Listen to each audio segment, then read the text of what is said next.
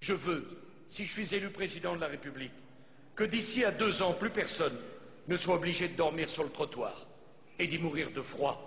Parce que le droit à l'hébergement, je vais vous le dire, c'est une obligation humaine. Mes chers amis,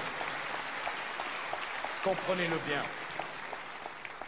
Si on est plus choqué quand quelqu'un n'a pas un toit lorsqu'il fait froid et qu'il est obligé de dormir dehors, c'est tout l'équilibre de la société où vous voulez que vos enfants vivent en paix qui s'en trouvera remis en cause.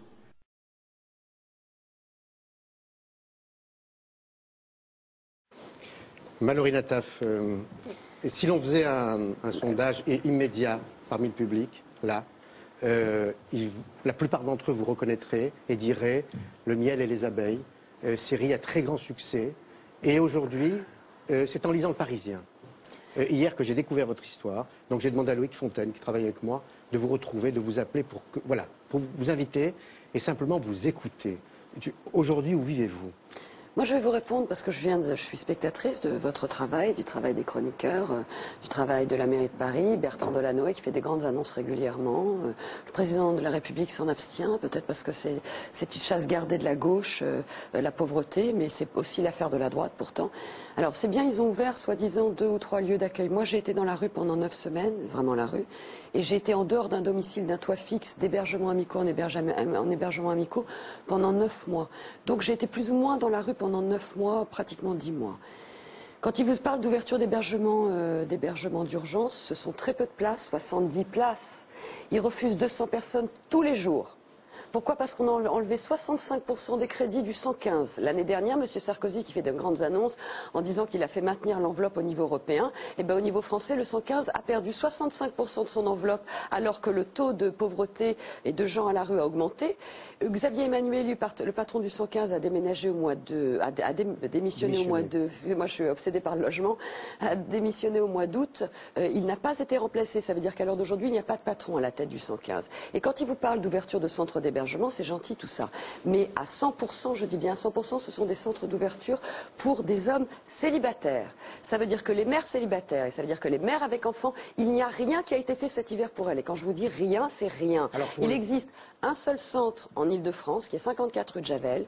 Le seul centre destiné à accueillir les mères avec enfants ou les mères célibataires, c'est-à-dire des femmes qui ont besoin d'être un tout petit peu plus protégées que des hommes célibataires. Et ce centre, moi j'y ai passé une nuit, il est insalubre. Et quand on appelle le 115 ou quand on va voir l'assistante sociale, elle vous dit ah bah il n'y a que ce centre, donc il n'y a pas de place, donc vous rappelez demain. Voilà. Donc, et le 115 ne plie. C'est-à-dire, moi, je suis avec un enfant de 2 ans et demi dehors, donc il fait froid. Ne plie qu'il y a 3 jours quand on est passé dans l'alerte numéro 2 de froid. Et là, je peux les menacer d'aller porter plainte. Donc, ils me disent, ah ben, on va vous trouver une place immédiatement, Madame Nataf, parce qu'on ne veut pas que vous portiez plainte. Donc, à un moment donné, la question de la pauvreté, du logement, et quand il dit 70 000 places, c'est-à-dire le rapport UMPPS, donc ils sont assez d'accord, là, c'est formidable. Ça donne une image de la France un petit peu plus positive, où chacun va dans le même sens pour essayer de solutionner un problème.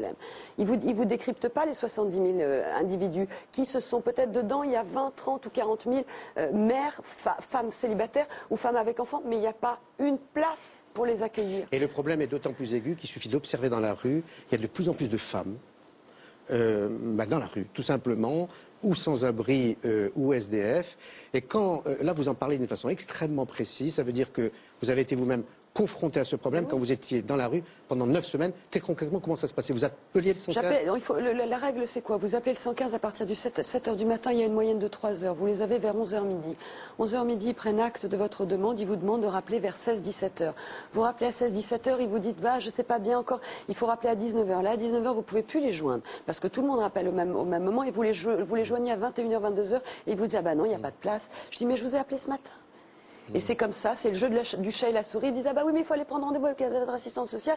Comme ça sera plus fluide avec nous. On va voir l'assistante sociale. Et l'assistante sociale, parce que depuis 14 mois, les assistantes sociales, avant, étaient en contact avec les places d'hébergement. Parce que les places d'hébergement, c'est quoi? Ce sont des hôtels, ce sont des foyers de ce qu'ils appellent de stabilisation pour des périodes de 3 ou de 6 mois, et des associations qui gèrent un certain nombre de places. Avant, d'abord, ces associations-là, on pouvait y avoir accès en direct. C'est-à-dire, vous aviez un problème de logement, vous vous présentiez et ils géraient. Maintenant, c'est terminé. Quelque associations que vous puissiez voir, et d'ailleurs ce qui m'est arrivé avec Pause Café, c'est assez extraordinaire. L'association qui m'a aidé, Marie Bagrino, elle a des gros problèmes avec la mairie parce que justement elle ne veut pas se fédérer sous la coupelle de l'assistante sociale. Toutes les associations, que ce soit Emmaüs, que ce soit la Croix-Rouge, que ce soit le Secours catholique, je vous prends les plus grosses, ils vous disent ah non, nous on ne gère plus les places, il faut appeler le 115. Et le 115 vous dit ah oui, mais pour débloquer une place à moyen terme, c'est-à-dire quand on a un enfant, il faut au moins qu'on soit hébergé 3 mois les temps d'hiver, ils vous disent ah ben non, il faut aller voir l'assistante sociale. Et c'est kafkaïen. Question. Parce que il n'y a pas de place. C'est incroyable. Vous éprouvez un besoin de parler là. Ça fait longtemps que vous ne parlez pas comme ça de votre problème. J'ai vécu une vie normale. Hein. C'est pas parce que j'ai pas eu de toit. Ce que je disais aux journalistes, il faut sortir un petit peu de son cadre. On est en France, certes, mais enfin il y a d'autres pays. On a la communication, on a les journaux. À Tokyo, à l'heure d'aujourd'hui, pendant qu'on parle, il y a des cadres supérieurs qui ont de très très bons boulots et qui se retrouvent à la rue parce que ça devient de plus en plus compliqué de Question louer. qui vous est posée. Combien faudra-t-il de Mallory Nataf pour se poser les bonnes questions sur les non, mais SDF. il y aura personne derrière moi. Il y aura personne parce qu'ils vont solutionner le problème. Je vais vous dire, moi, je suis pas prête de lâcher le morceau, là. Hein. C'est pas une question que vous m'accueillez. Moi, je l'ai vu de mes yeux vus. J'ai vu ce qui se passait, des SDF qui, pour le coup, ça fait 10, 15, 20 ans qu'ils sont dans la rue. C'est des hommes qui ont 50, 60, 70 ans, qui sont pas très résistants parce que ça fait déjà des années qu'ils vivent à la rue. Ils appellent le 115, il fait -4. Le lendemain matin, vous revenez, la personne, elle est restée sur sa bouche d'égout. Ils se sont jamais déplacés. C'est un miracle si l'individu, il est encore en vie. Donc ils vont faire quelque chose. Monsieur Sarkozy qui dit au sommet social il y a 15 jours, ah oui, je vais débloquer 450 millions d'euros pour les gens c'est pas les gens qui font partie de la vraie pauvreté, pour les gens qui ont un souci d'emploi depuis quelques mois. C'est pas forcément les chômeurs de longue durée, il a dit pour les 450 000 euros. Et ils disent le logement. Pour le sommet social, c'était il y a 15 jours et monsieur Sarkozy dit le logement. Non, je ne m'occuperai pas du logement. Et on lui pose la question, alors, non, je ne m'occuperai pas du logement. Alors qui va s'occuper du problème? Là aujourd'hui sur votre plateau, excusez-moi monsieur Mamard, je suis mais c'est vraiment très grave ce qui se passe en France à l'heure d'aujourd'hui. Et je trouve que je regarde télé, je regarde BFM Télé, je regarde les gens qui sont censés venir défendre ces positions-là, et personne ne fait rien. Vous avez votre propre directeur de production ou quelqu'un de vos plus proches collaborateurs qui n'a pas de logement depuis 8 mois. On en a discuté. Il a plus de logement mercredi. Non, ça n'a strictement rien à voir. Il a un emploi. Non, oui, il a un emploi, mais il va de logement en logement depuis quelques mois. Mais ça, c'est pour des raisons différentes. J'ai discuté avec lui 1 heure. Je suis d'une extrême politesse avec vous. Oui, donc ne confondons pas les problèmes. Mon collaborateur travaille et s'il ne trouve pas de logement, c'est parce qu'il y a une pénurie de logement. Ça n'a strictement... Pardonnez-moi. Je peux vous poser une question? Ça n'a strictement rien à voir. Auquel vous êtes confronté. Le problème du logement peux vous poser une question, large, vous êtes venu pour ça. Le problème du logement est large. Est-ce que je peux vous poser une question? Vous m'autorisez à vous poser une question? Bien sûr, monsieur. À quel moment le décrochage s'est-il produit pour vous? À quel moment le père de mon fils a eu un problème de santé très grave. Voilà, et on a perdu, et j'ai perdu, parce que moi j'étais mère au foyer, j'élevais mes enfants, je travaillais plus depuis déjà quelques années, et c'est lui qui gagnait, il gagnait tout à fait correctement sa vie. Il a eu un problème de santé grave, et moi je venais d'accoucher, il a fallu que je gère son problème de santé. J'ai pas réussi à gérer mon quotidien. Dans le milieu professionnel qui est le vôtre... ça faisait 8 ans que je m'occupais vraiment pratiquement exclusivement de mes enfants. Carrément. Oui, non pas carrément, c'est un choix que j'avais fait. Est-ce que vous avez des ressources? Est-ce que vous avez disposé de ressources? Parce qu'à un certain moment, vous n'avez plus de ressources qui ont fait que vous êtes trouvé dans cette situation. Quand ça se passe pas bien, c'est-à-dire voilà, on perd son logement, c'est la première étape. La deuxième étape, vous perdez le revenu minimum dans les 2 mois qui suivent. Ils vous l'enlèvent, c'est-à-dire déjà vous n'avez pas de logement, en plus vous n'avez plus d'argent. Alors vous allez voir l'assistante sociale, vous dites alors là déjà j'avais pas de logement, j'avais quand même un peu d'argent qui me permettait de manger, de m'occuper de mon enfant, enfin de faire les achats les plus nécessaires et vitaux au quotidien. Là maintenant vous m'enlevez l'argent et qu'est-ce qu'elle vous dit l'assistante sociale? Elle dit la 3e étape, on va vous enlever votre enfant. Donc ça veut dire que le système il est à l'envers. Et vous comptez le récupérer de quelle façon? Je ne sais pas monsieur Amar, je ne suis pas juge, je ne suis pas Madame Soleil, je vais voir ce que la vie m'offre au jour le jour. Et l'association qui vous aide vous a proposé donc un logement dans lequel vous pouvez rester le temps dont j'ai besoin.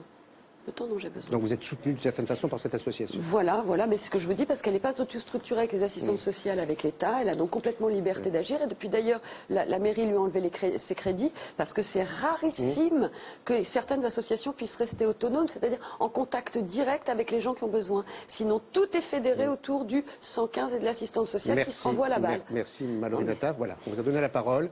Je vous ai très peu interrompu parce que vous avez une colère en vous. Je ne suis pas une colère, c'est très grave, monsieur Amar. Je ne suis pas dans les bulles de champagne, c'est certain. En tout cas, vous ne l'êtes plus, que vous aviez envie d'exprimer. Donc voilà, j'avais envie de vous donner la parole, mais je tiens à rassurer les téléspectateurs qui sont fidèles à Revue à corriger. Le collaborateur non, mais il a pas, parlait mercredi, il va devoir trouver un logement, peut-être vous allez l'aider dans sa démarche. Un emploi, et il est bien au chaud avec toute l'équipe de Revue à corriger. Il envisageait de dormir ici, il sera très bien, c'est magnifique. Merci beaucoup, merci beaucoup.